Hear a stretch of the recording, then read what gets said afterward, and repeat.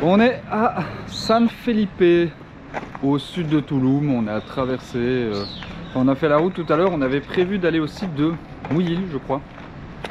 Mais le site en fait est fermé depuis 2 semaines pour 8 mois. Je sais pas pourquoi, mais j'imagine qu'ils vont faire des excavations, des rénovations ou quoi que ce soit. Et on s'est nouveau garé à côté d'un terrain de baseball. Celui-ci il est un peu plus de classe. C'est à côté de Los Mayas de San Felipe. On a demandé au gardien si on pouvait se poser là, il a dit pas de souci. San Felipe c'est déjà plus important de chez Muyil où on était avant. Et d'ailleurs le terrain il a déjà un peu plus de gueule. Hop, regardez. Voilà, il a dit qu'ici on serait calme, il n'y avait pas de match avant dimanche, donc du coup personne n'est censé venir nous ennuyer d'ici à dimanche. On va rester 1 ou 2 nuits ici. C'est sans doute une de nos dernières étapes au Mexique, vu qu'après on va se rendre à Chetumal. On va faire les dernières courses et puis on passera du côté du Belize. Donc voilà, et puis là on s'est dit qu'avec Anaïs qu'on allait un petit peu se promener dans San Felipe, voir ce qu'il y avait à voir, la vie locale. Nous sommes sur la route depuis 2 ans. Nous avons parcouru l'Europe et l'Asie avec nos 3 enfants. Maintenant, nous les emmenons à la découverte du continent américain. Nous, c'est les Waffles et ça, c'est nos aventures.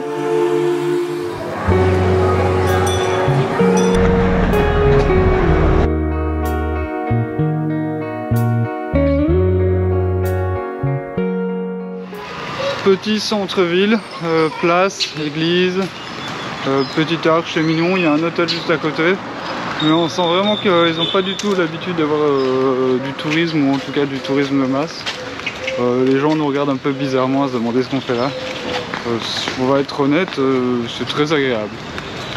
Je crois qu'on a trouvé une petite perle comme on les aime, dans cette fin de Quintana Roo.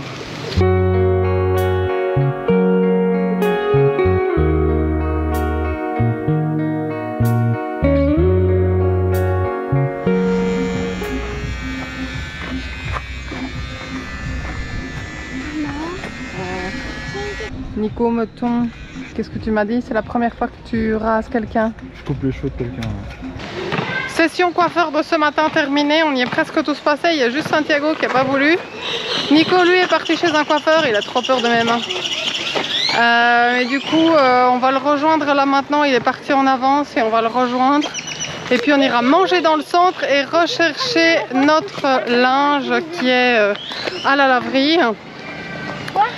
Et on ne sait pas encore si on part aujourd'hui ou demain, on hésite encore. Alors, content? Très content, je suis tombé sur un ingénieur en coupe de cheveux. Hein. Ça a été calculé, millimétré, m'a donné plein de conseils sur comment je devais être coiffé la prochaine fois coupé, mais voilà. Le travail est pas mal, Regardez derrière. Tous coiffés. J'ai même refait les tresses de Santiago juste pour dire, hein, parce qu'en fait il a décidé, il m'a avoué là maintenant qu'il voulait plus qu'on coupe en dessous. Au cas où il fait froid quand on revient en Belgique. Prévoyant le garçon.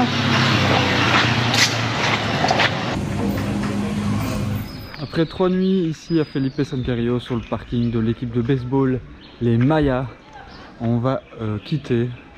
On a passé 2 relativement bonnes nuits, puis cette nuit-ci on n'a pas eu de chance. En fait il y a eu une pluie et un gros orage.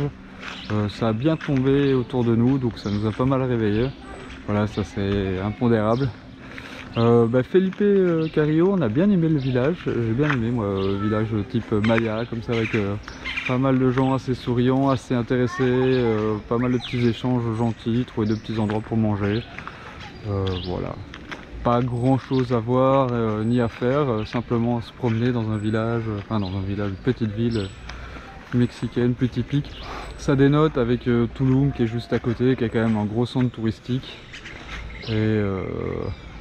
Et ce sera notre avant-dernier arrêt, vu qu'on va encore faire Bacalar et puis Chetumal pour passer au Belize.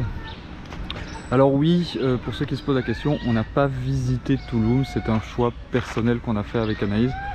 Savoir que Tulum on l'a visité il y a 12 ans et globalement on n'avait pas spécialement aimé. Alors je pense que oui, c'est très beau, je ne vais pas critiquer la beauté du lieu, c'est plutôt l'âme, on n'avait pas retrouvé d'âme. Très Disneyland en fait, pour l'expliquer comme ça, un tourisme de masse. Nous quand on l'avait fait on n'avait pas profité, on en a reparlé avec nos amis Georges et Sandra qui habitent ici et qui nous ont dit un peu pareil, ça va pas changer, c'est même pire. On sait qu'on a pas mal d'autres sites Maya à aller faire prochainement, dont des sites au Guatemala que j'ai hâte de faire et refaire, montrer aux enfants. Donc Tulum, oui, voilà, on n'aura pas fait Chichen Itza et on n'aura pas fait Tulum, c'est un choix. Mais voilà, enfin, on va se mettre en route, on est prêt et c'est parti pour la suite de nos aventures et presque fin ici au Mexique. On est arrivé à Buena Vista. On s'est d'abord posé pour demander de l'eau à des gens, donc on a rempli notre réservoir d'eau. Et là on a fait le tour du village, pardon, avec Anaïs pour regarder où on allait se garer, parce qu'on avait prévu d'aller près de la lagune, mais le chemin il est impraticable. Je pense qu'il faut un vrai 4x4 pour y aller. Mais on a vu un petit parking juste au-dessus. On va aller se poser là. On va avoir vue sur la lagune, un peu d'ombre. Voilà, c'est bien pour les prochains jours. Wow, c'est ça la lagune. Ouais. Génial.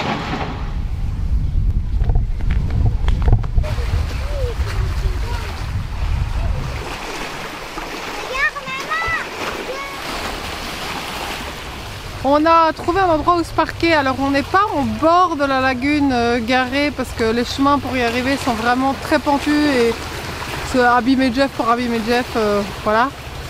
Par contre on s'est garé juste en haut, donc on a une 50aine de mètres à descendre à pied pour arriver près de la lagune. Alors l'avantage c'est qu'on est un peu plus loin des moustiques parce qu'avec la saison des pluies franchement on ramasse au niveau moustique.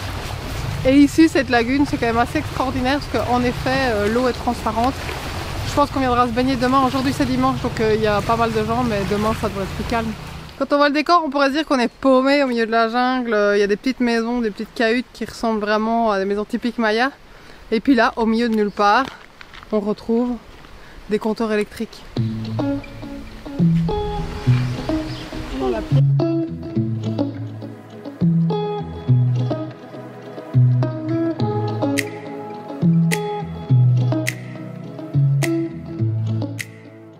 On s'en va en courant de Buena Vista parce que il y a des moustiques dans tous les sens et c'est vraiment un enfer pour nous. Hier soir j'ai dû tuer une 50aine de moustiques au bas mot dans le camping-car. Pourtant tout est mis, les moustiquaires sont mis, mais dès qu'on rentre ou qu'on sort, enfin dès qu'on sort et qu'on rentre dans le véhicule, on ramène un nombre incroyable de moustiques. C'est juste pas possible. Voilà, c'est juste la folie. J'essaie d'ouvrir ma porte en même temps. On avait prévu initialement de rester plusieurs jours ici, mais c'est juste invivable en fait. C'est invivable. Là je suis occupé à faire une vidéo, je vous montre pas, je me fais piquer quoi. C'est voilà, c'est tout le temps comme ça. L'endroit était pas mal, la vue était pas mal, les enfants étaient se baigner dans le lac avec Anaïs, mais en fait on vit enfermé du coup. C'est pas du tout agréable. C'est dommage parce qu'on avait passé une franchement bonne nuit, très calme. Mais voilà, on va tenter notre chance à un autre endroit, près d'une autre lagune, et voir s'il y aura moins de moustiques. Et puis bon, sinon, on continuera vers Chetumal. On est arrivé à White Peaks, à côté de la lagune Milagros. Seulement déception, il a plu ici, donc pas évident de trouver un endroit pour se garer sympathiquement. Et le spot qu'on a trouvé de nouveau, plein de moustiques. Donc on s'est vraiment posé la question de savoir si on allait rester ou pas. Savoir qu'on n'est plus qu'à même pas 20 minutes de Chetumal, et puis Chetumal c'est pour faire des courses et passer la frontière. Donc on s'est dit qu'on allait peut-être laisser une chance à cet endroit. Jeff est garé, voilà. On va juste apprendre à bien fermer les fenêtres et tout plus facilement. Enfin plus rapidement, pas facilement. Là on va aller découvrir White Peaks et voir si on peut se baigner un moment dans la lagune Milagros. Regardez les belles bananes.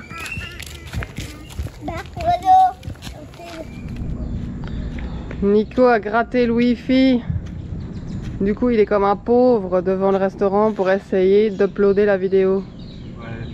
Voilà, c'est le restaurant où on était hier. Alors c'est le restaurant aussi qui nous a gentiment prêté son parking pour la nuit. Du coup on a pu dormir tranquillement.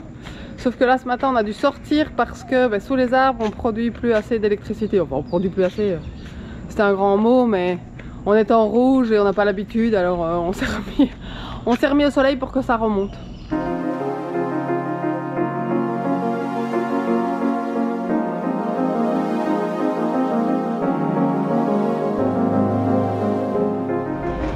Ce matin, on est à Chetumal City, c'est la dernière ville avant la frontière pour le Belize.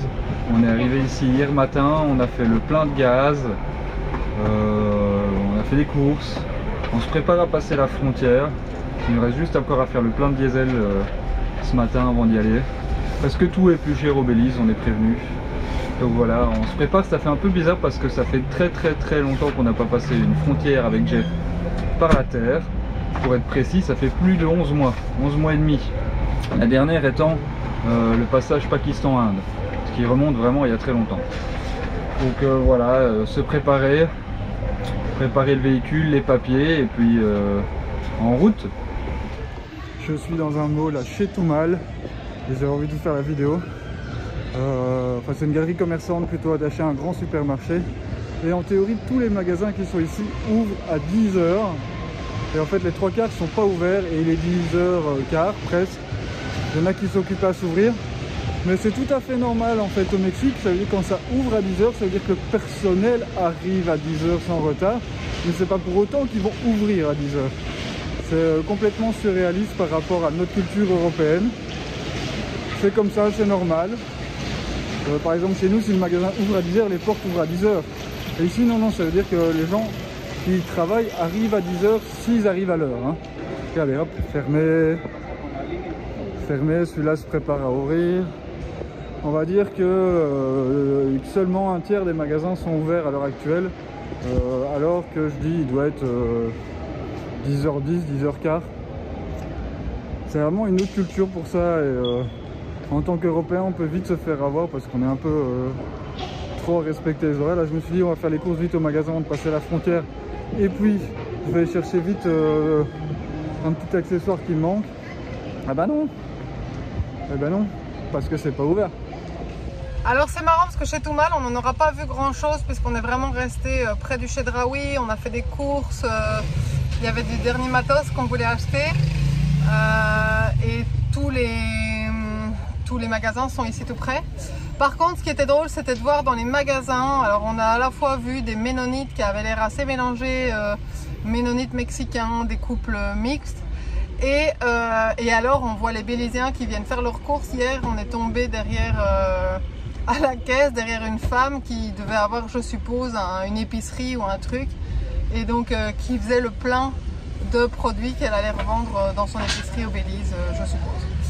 Donc voilà, on se rend compte qu'on est dans des villes proches de la frontière. C'est pas la première fois que ça nous arrive, mais on voit souvent du coup les gens qui traversent les frontières pour acheter des choses moins chères. Youhou, on est au Belize. Alors hier, on a passé la frontière et alors on va un peu vous expliquer la frontière, le passage. Quand on est arrivé, donc la première chose c'était d'avoir nos tampons du Mexique. Alors ça a déjà été tout un cirque parce qu'on passe à côté d'une petite casette, mais si vous pensez que la madame va sortir de la petite cabane, eh bien détrompez-vous. On vous fait faire le tour et il faut vous garer le long de cette petite cabane. On a essayé de se garer en face où il y avait des parkings, pas possible. Non, il fallait être le long de la cabane. Donc ils nous ont fait changer 3 fois de place, je crois. Finalement, on a eu de la chance parce qu'on nous avait dit qu'on devrait peut-être montrer les billets d'avion, le fait qu'on avait payé la taxe de sortie, mais en fait je crois qu'elle était tellement passionnée parce qu'elle regardait sur son téléphone elle nous a juste foutu le tampon, elle était contente de nous voir partir. Donc on est passé assez rapidement et puis on est arrivé côté du Belize. Mais alors sur la route entre le Mexique et le Belize, il y a un espèce de monsieur qui nous faisait des signes comme ça. On se demandait ce qu'il nous voulait. Au départ, je pensais qu'il me disait continuez, genre c'est pas ici. Et en fait, non, il nous a arrêtés. Et il s'agissait en fait d'une fumigation antibactérienne, c'est ce qu'on dit, enfin bon, bref, du véhicule quoi. Alors, nous on en avait entendu parler et moi j'avais lu que c'était pas obligatoire. C'est 15 $ béliziens, donc ce qui revient à peu près à 7,50 €. Donc moi j'étais pas trop chaude, j'avais pas très envie de le faire. Puis Nico me dit oh tu sais quoi, on arrête de chipoter, on le fait. Et il dit puis voilà je ferai mon mea culpa si on nous le demande pas. Ben finalement en fait c'est moi qui vais faire mon mea culpa parce qu'en gros on nous l'a demandé. Et il nous a permis de le payer en pesos mexicains et il nous a demandé 200 pesos mexicains, ce qui est moins que les 15 $, enfin en tout cas voilà, bon, au taux actuel c'était pas un trop mauvais prix. Donc on a liquidé un peu de pesos mexicains, on a fait ce papier et sincèrement ça ressemble à rien, hein. Le spray, pas sûr qu'il ait enlevé quoi que ce soit de... Enfin voilà, comme bactéries sur Jeff, mais voilà, c'était fait, on avait notre papier. Et quand on est arrivé alors enfin au bureau administratif du Belize, tout de suite il y a une dame là qui est là pour nous aider, très gentille d'ailleurs, très serviable. Et alors elle nous a demandé tout de suite si on avait bien ce papier de désinfection du véhicule. Alors elle nous a fait nous garer. Alors au départ elle voulait qu'on fasse demi-tour, je lui ai tout de suite dit laisse tomber, nous on fait pas demi-tour, on va en marche arrière. Et heureusement il y a personne derrière nous. On s'est garé et puis on est rentré. Là on doit compléter des papiers, donc un peu comme quand on prend l'avion, hein, on a dû compléter les documents d'immigration. Et comme je vous disais, elle a vraiment été super sympa parce que elle en a complété un pour nous, pour qu'on aille plus vite, parce qu'elle nous a dit en fait il faut compléter 5 formulaires. Donc on a complété 4 finalement, elle en a complété 1 en nous donnant aussi les bonnes infos. Et puis on est passé à l'immigration et sincèrement pareil, rien de très compliqué.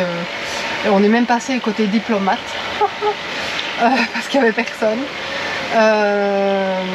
Et voilà, que dire.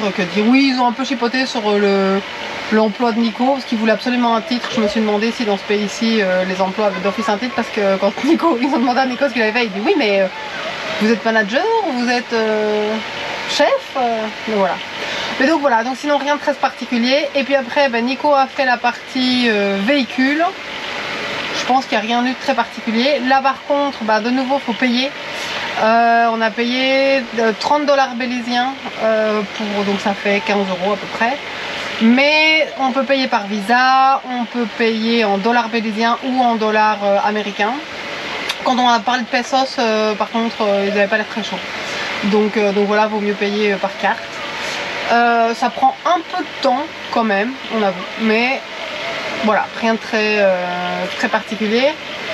Et par contre, il faut savoir qu'au Belize, on ne peut pas rentrer ni avec des fruits et légumes, ni avec de l'alcool, quel qu'il soit. À savoir qu'on a quand même, nous, fait le plein de bouffe et d'alcool la veille, parce que les bières étaient en promo. Donc j'ai juste pris 4 packs de 6. On a quand même encore nos 2 bouteilles de rhum et alors on était full en fruits et légumes parce qu'on nous avait dit que la vie ici est plus chère, quoi, donc on avait fait le plein. Donc pendant que Nico, j'ai du coup profité de la longueur des frais administratifs pour demander à la madame si je pouvais rentrer parce que les enfants s'ennuyaient, enfin j'ai prétexté qu'on devait aller dans le véhicule pour passer le temps aux enfants. Et alors ce que j'ai fait, c'est que j'ai foutu tous les fruits et légumes dans un sac à dos à l'arrière, au milieu du brol des jeux des enfants, en me disant ça passera inaperçu. Et les bières, alors on en a planqué au milieu des maillots, on en a planqué dans le lit des enfants. Esteban s'est même retrouvé avec une bière sous son oreiller, il était là, j'ai mis mon oreiller. Livia s'est retrouvée avec 2 bouteilles de rhum planquées dans son lit. Les enfants alcooliques, voilà, moi je vous le dis. Mais en attendant, du coup, Nico sort de là. Nous ne pouvons pas être dans le véhicule, donc moi et les enfants, on est de l'autre côté de la douane. Et par contre, Nico doit aller rechercher le véhicule et passer par la douane là où il fouille. Nico ne savait absolument pas où j'avais planqué les trucs, donc voilà. Mais donc il s'est retrouvé là et la dame a dit bon ben voilà, je vais devoir regarder dans les armoires. Et puis elle a passé directement à la question est-ce que vous avez un drone, en lui disant que si il répondait non, de toute façon elle rentrait pour fouiller. Alors ça, on n'y avait absolument pas pensé. Le drone, voilà, ça nous était sorti de la tête. Pourtant, Dieu sait qu'on a déjà dû le planquer à certaines frontières. Mais donc au Belize, le drone est interdit. Et donc Nico a joué carte sur table, il a joué tout là-dessus. Il a dit qu'en effet, il avait un drone. mais que je sais pas, il a joué sur la hauteur, je crois, où il pouvait aller et la distance. Et donc elle nous a laissé passer et évidemment on ne le fera pas voler au Belize. Et elle n'est pas rentrée du coup dans le véhicule. Donc voilà, on est passé et on est sorti des douanes. Alors après ça, au Belize c'est super bien foutu. Vous sortez des douanes, juste en face il y a les assurances. Les assurances on a payé 600 pesos, mais je pourrais pas vous dire combien ils demandaient en dollars béliziens. Mais voilà, en gros 600 pesos pour un mois. Et c'était 480 pesos pour 15 jours. Voilà, on a eu le coup on vient d'avoir le coup au Mexique, on a dû prolonger l'assurance. Et on sait que ça coûte plus cher de prolonger, donc on a tout de suite pris un mois. Et qu'est-ce que j'allais dire? Et alors par contre, ce qui est aussi, je trouve, super bien foutu, c'est qu'ici c'est un sticker, ça collé sur la vitre. Et donc les policiers, ils savent tout de suite voir en fait si on a une assurance. Ce que je trouve très bien foutu. On s'est tout de suite fait contrôler. Et donc une fois qu'on a fait l'assurance, enfin pendant que Nico terminait l'assurance, moi j'ai été changer les sous. D'abord, c'est d'abord fait le changement d'argent. Alors là il faut aller, donc par contre c'est de l'autre côté de la frontière, donc on rentre d'un côté puis il y a un grillage et il y a la sortie du pays de l'autre côté, donc il faut aller du côté sortie du pays. Et là les gens m'ont accueilli tout de suite, enfin bon bref, j'ai eu un super taux pour le pesos, par contre un très mauvais taux pour les euros, mais bon voilà. Et alors comme Nico dit, on s'est tout de suite fait contrôler, donc après qu'on ait fait tout ça, en fait à peine sorti, la police est là en fait, la police est juste après le tournant, nous attend, il a vérifié le passeport de Nico, il a vérifié qu'on avait le papier pour le véhicule, et puis voilà. Et l'assurance. Et l'assurance. Oui, oui, bah, le sticker. Mais donc voilà, un passage aux frontières, je dirais plutôt smooth. Au total, bah, donc il faut compter 45 dollars béliziens plus l'assurance, vous avez qu'à faire la conversion des 600 pesos mexicains. Et voilà. Et on est dans le pays. Et on a trouvé un super truc, alors on s'est arrêté très vite parce que c'est probablement la dernière fois qu'on va voir la mer avant un petit moment et on voulait faire plaisir aux enfants. Du coup on est en bord de mer à Carasol. Enfin bref, c'est la première ville de Belize. Et c'est plutôt très sympa. On s'est fait chier de notre spot au Belize. Voilà, on a passé 2 nuits ici. Son neveu a voulu qu'on le paye.